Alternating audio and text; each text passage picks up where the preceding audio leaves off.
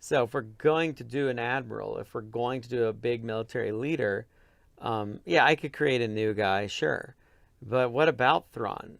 Thrawn is great. Thrawn is a character we all know. Thrawn has a lot of credibility. So then you ask yourself, is it right to use him?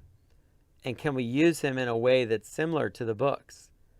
Or are we using him and it's going to go completely into left field? And there have been times when we wanted to use things from the EU, and I was like, yeah, but we can't use it that way, so why? I don't want to use it and change it. Mm-hmm. You know, I don't want to use it and make it something completely different. That's rude.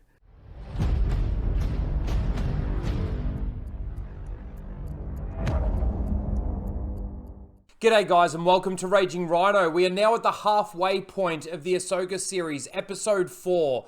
Now, so far all we've had out of this series is video game plots in a live action cartoon. So something's gotta happen in this episode. Something really actually has to happen in this episode. Now, of course, the writing so far has been actually quite bad. The stories, the motivations, everything with the characters haven't really added up to what the characters were in their animated counterparts. So they've got to obviously bring something to the table in this episode. So without further ado, let's get straight into this episode. Now, if you are new here, of course, you get to see my reactions as I go through the episode. And then at the very end, I'll give my thoughts and my review of the episode. So let's get straight into this, shall we? Jedi have taken refuge in the forest. Hunt them down.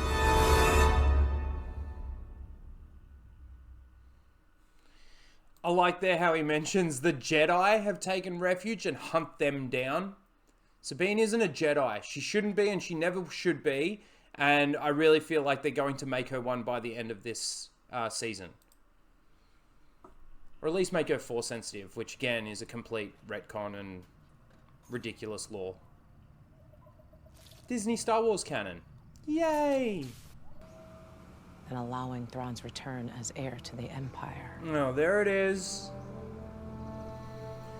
Dave Filoni being rude in his own words. You know, I don't want to use it and make it something completely different. That's rude. I know how much Ezra means to you.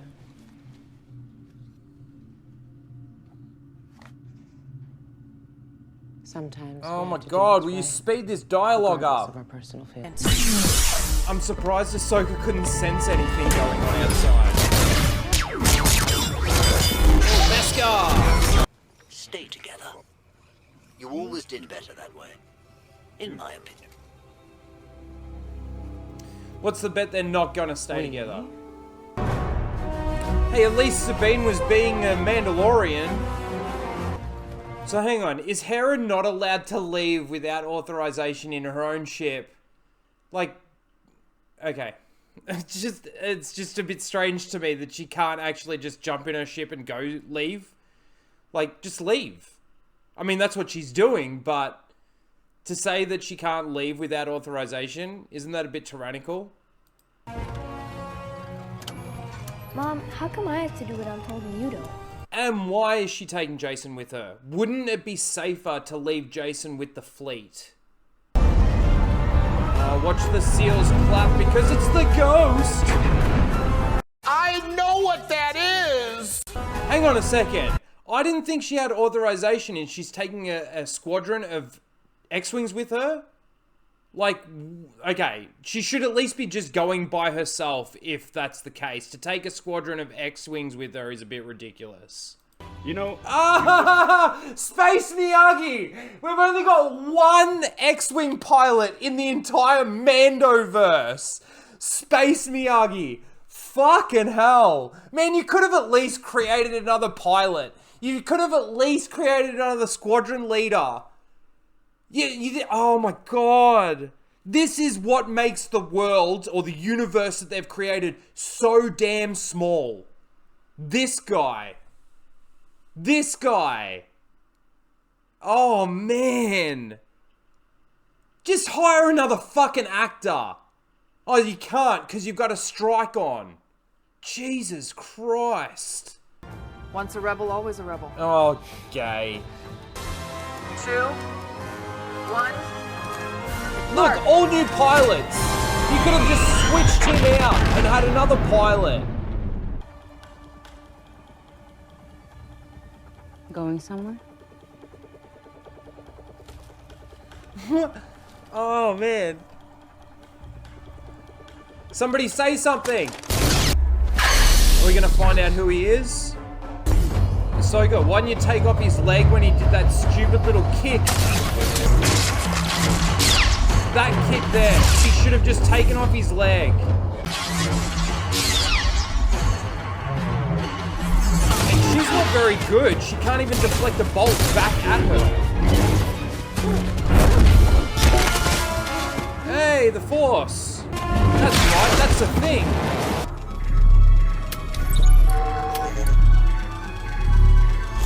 Looks like the Stargate. Use the Force again. You've already stabbed her and intentionally killed her once. Take off. Just start. Take off. Please. Oh, shit. Oh, I guess he's a nobody there.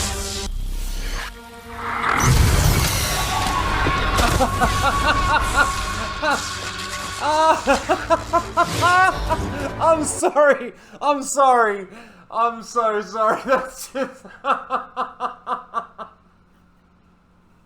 Oh, all the theories just went out the window.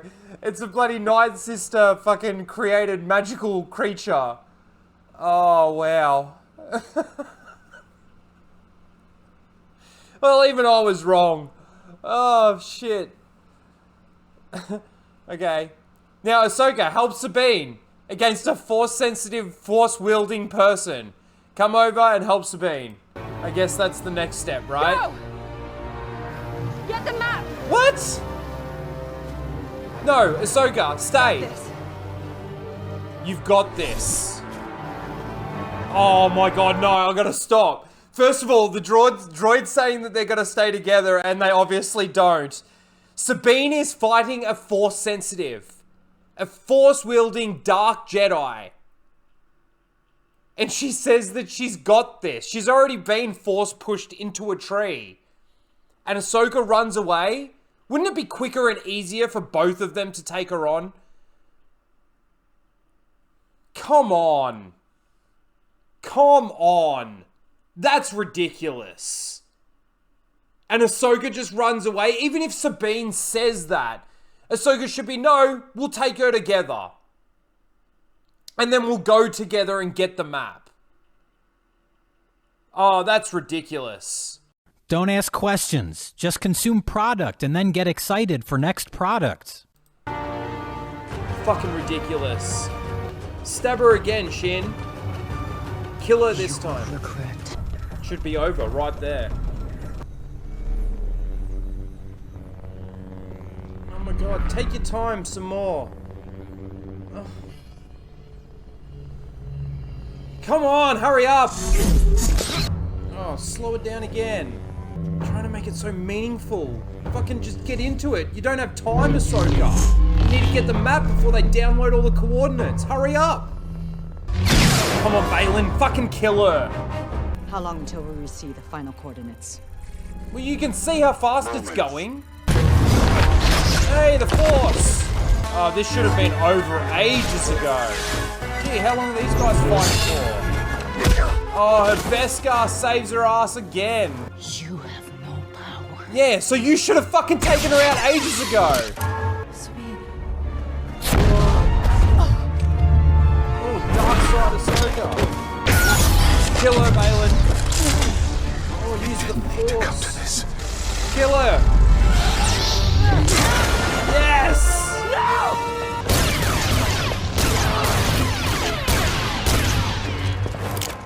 Does his lightsaber absorb blaster bolts? Doesn't just deflect them. You faced Thrawn, Sabine. You know what's coming if you allow this. Willingly. And Thrawn will come back and create a whole new war. Why? Why? Oh my god. Why would she trust him? He just killed Ahsoka. You didn't just see that with your own eyes? Copy, Hu Yang. We're already here. You're already there. Fuck, that was quick.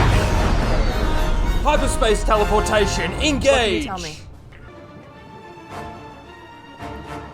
She's cuffed. Oh, she's an idiot. This is so stupid, Sabine. But aren't you just gonna go straight, like, destroy your ship? Hold on, maneuver that shit. Oh, kill Space Miyagi! They went to ludicrous speed. So went straight into that water. She dead. Probably hit those rocks on the way down. Or not. No, she's not, is she? She's in the world between worlds. Oh my god. Okay, alright. How the hell did she get into the world between worlds? Ezra had to go through a Jedi temple to get into the world between worlds. She just gets knocked off a cliff. Or maybe somebody pulled her through a portal. Maybe somebody pulled her through a portal as she was falling. That's probably what it is. Let's see, is it Ezra? It's definitely the world between worlds. Oh, hello, Snips. It's Anakin. Master? Anakin.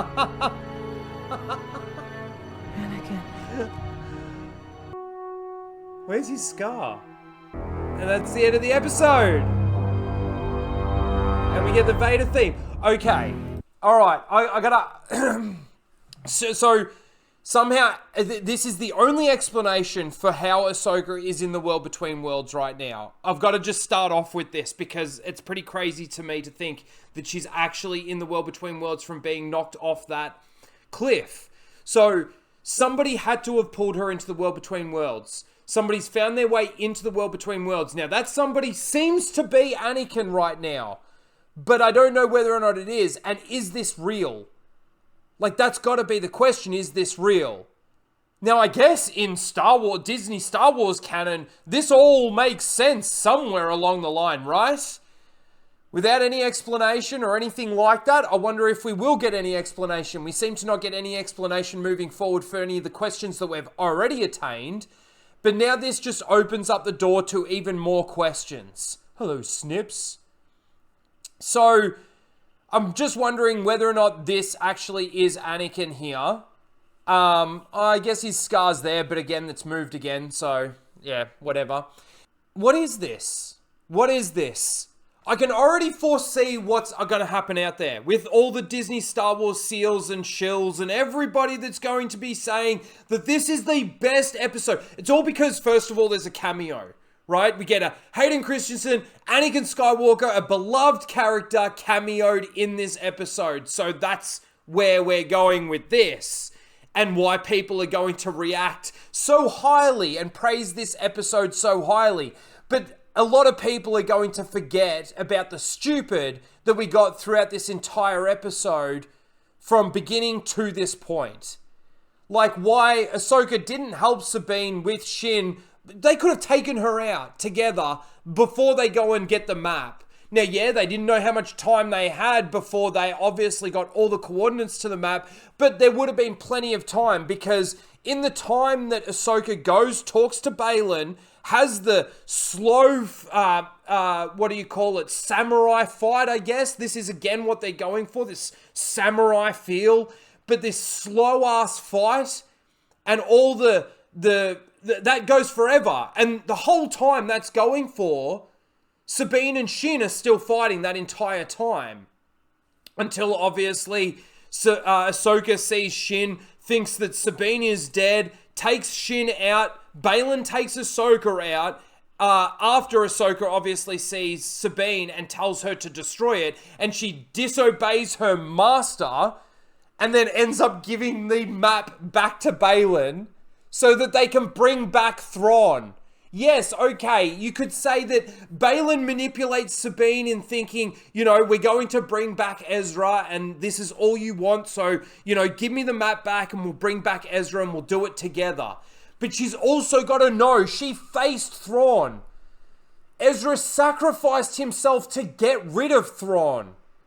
And their entire purpose, she's there in cuffs afterwards, but their entire purpose is to bring Thrawn back. It's absolutely delusional for Sabine to think that Sabine should be trusting Balin in any way in this moment. I will say Balin's scenes in this is what carries it. It's the best out of all of it, I guess. He's quite powerful as well with his attacks. Again, I hate when these sabers are locked together or they even just clash together and you get the sparks. That's another Disney fucking entry into the canon, into the lore. But that's pretty much all you get. I will say in this opening scene where they're fighting all the droids to, you know, before this, sorry, I've gone too far. When they fight all of these guys, I will say it was nice to see that Sabine is actually like a Mandalorian. Back in this moment, she's actually a Mandalorian. We get that scene from the trailer, and this is down the track, where Sabine and Shin are fighting, right? But the scene where Shin says, "You've got no power." Oh, and we also find out that Marok, I think that's how you say his name, is just magic of the Night Sister. Just poof. Look. Like, I mean, I must admit, I got all caught up in the theories and stuff like that as well. And if you haven't seen my other reviews, I thought it was Ezra. And obviously, bait and switch, it's a nobody. Ghost. Smoke. God, that's a great still shot. I'm stupid. I can handle this one. Duh.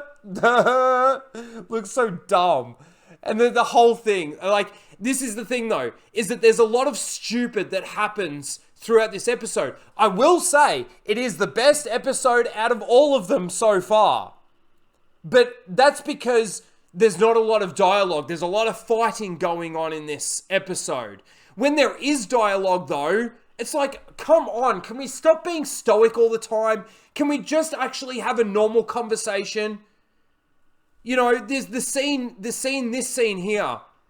Hang on, let me get to it. Don't worry about me. She says, don't worry about me. I'm not. I'm not. Good. Should I be? Now, she asked, should I be there? Should I be worried about you? Let me just go back like literally like a second or two. Hold on. And let me just play this in real time. Good. Should I be? What? Worried. That pause, should I be? What? Worried. Like, have a normal conversation. Nope.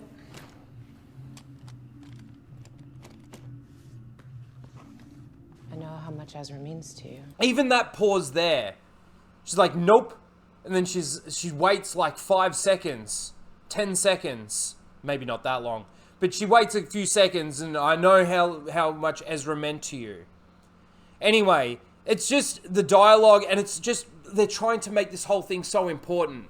I also want to point out that the fact that Hera has to get permission to leave in her own ship. Now, to take X-Wings with her is a whole different story. Yeah, she probably shouldn't have taken X-Wings with her when she's not even apparently allowed to leave on her own. Now, it is up to those X-Wing pilots whether or not they want to follow Hera into this and not obviously do it under permission. They're all going to be court-martialed if they ever get back, right? But, you know, she just goes, boss bitch, this shit. Takes Jason with her as well. And then they're just there too. Like, it's hyperspace teleportation. I don't know how long it would take for them to get from the fleet to where this hyperspace ring is, but surely it's longer than it takes for Ahsoka to run from where they were to Balin on the planet.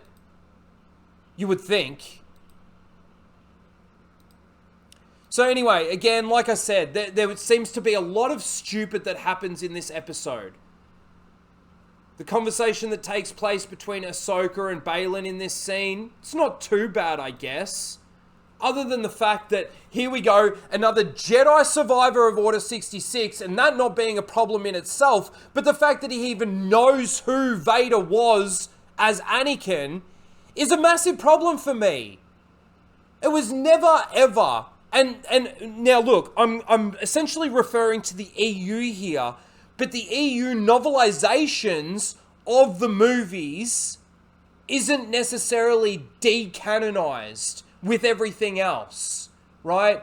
The novelizations of the movies should still be intact, really, at the end of the day.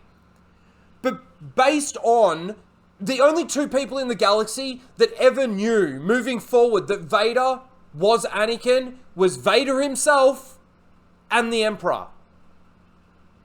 It was basically said that Anakin died trying to protect the New Republic, not the New Republic, sorry, the Republic.